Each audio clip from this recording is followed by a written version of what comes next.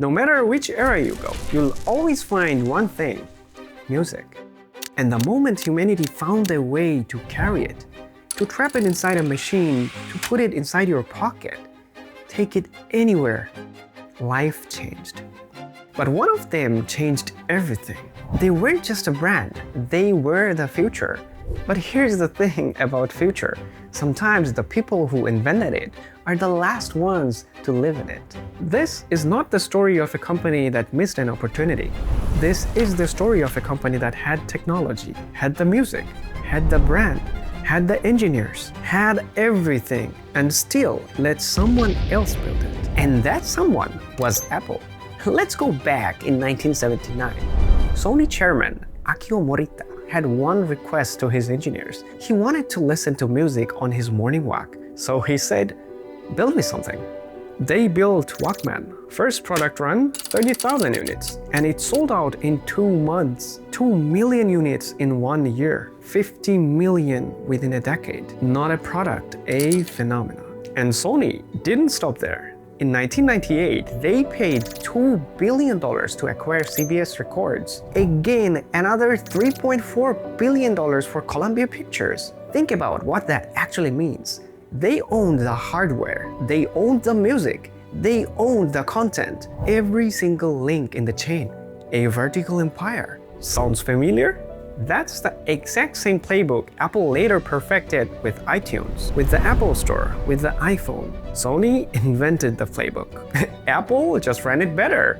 But here's the detail that almost nobody talks about. Steve Jobs, in the early days of Apple, he didn't want to be IBM. He didn't want to be Microsoft. His point of reference was Sony. He wanted Apple to be like Sony. That man sat in his garage, staring at Walkman, thinking, this is the standard. This is the goal. And 20 years later, he destroyed them with their own idea. But how? By the late 1990s, the internet was rewriting everything. Napster had 70 million users. MP3s were everywhere. Music was going digital. And Sony saw it. So why didn't they move first? Here's the part that will genuinely shock you. They did move first. Sony had working prototypes of digital music players 2 years before Apple even announced the iPod. If Sony had shipped that product, Apple might never have entered the hardware music business. Something stopped them, something inside the building. And this is where the story gets started. In 2001, Sony was not one company. It was 2 companies wearing the same logo. On one side, Sony Electronics, engineers ready to build the future. They wanted a digital music player. Simple, fast, now. On the other side, Sony Music Entertainment, one of the largest music labels on earth, and they were terrified. Terrified that if you put digital music on a device, people would steal it. So when Sony Electronics came to the table and said, let's build a device that stores songs digitally, Sony Music looked across the table and said, what if users upload pirated songs? Same company, same logo, same boardroom, but completely opposite goals. And in that war, the future of music got delayed until someone else took it. Ken Kutaragi, the man who built PlayStation, later admitted it publicly. Sony had missed out on opportunities in the portable entertainment market. The father of PlayStation watching its own company harm itself. So what did Sony actually release? They released devices. Oh yes, the network Walkman, mini disc players. But the thing is, they made them almost unusable. First, Sony invented their own audio format called ATRAC. Not MP3, not what the whole world was using. Their format, their rules. Second, DRM, Digital Right Management, a digital lock on every single song. They called it MagicGate. Well, it's more like Magic Trap to me. You want to put a song on your device? You had to convert it first, transfer it their way, follow their rules every single time. The company that invented the Walkman, the device that gave people freedom to carry music anywhere, built a device that made people ask permission. And while Sony was building walls, Apple was building doors. January 2001, Apple launches iTunes. October 2001, they launched the iPod. 1,000 songs in your pocket. That was the entire pitch. No ATRAC, no MagicGate, no proprietary formats. MP3, drag and drop, done.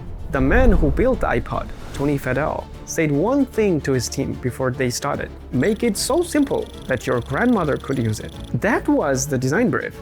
Not make it secure, not protect the labels. They chose simplicity. Within 3 years, the iPod had 70% of the portable music market, and Sony, the company that invented the category, was fighting for scraps. But here's the part you probably still don't know. While Sony Music was blocking its own engineers, while it was refusing to license music to its own hardware, it signed a deal with Apple. Sony Music licensed its entire catalog to iTunes, the same division that told Sony Electronics we can't let people access music digitally.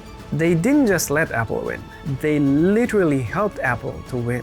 Steve Jobs once said licensing with Sony was a nightmare, but at the end he got what he wanted. 2005, Sony had one more shot. They finally released a device that could play MP3s, the NWA3000. No ATRAC, your music, your way. But there was a problem: the software. To use NWA3000, you need Connect Player, Sony's answer to iTunes.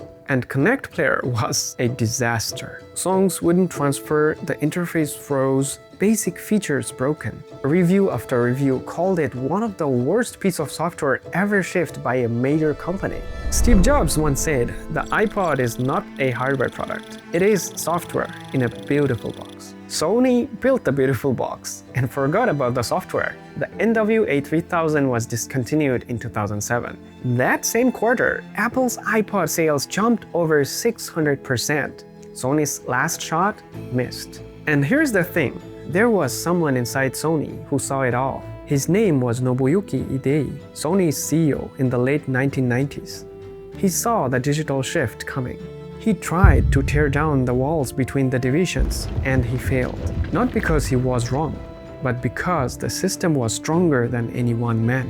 Idei described Sony as two great companies trapped inside one.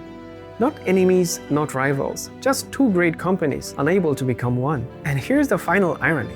After iPod destroyed Sony's hardware business, Sony Music did it again. This time they helped make Spotify dominant. The same Sony division that handed Apple the trophy, now handing the next revolution to someone else. The biggest competitor is never the company across the street. It's the fear inside your own building. Sony invented the future of music, but they refused to live in it. If you made it this far, you'll love my other stories as well. Check them out somewhere over here, and thanks for watching.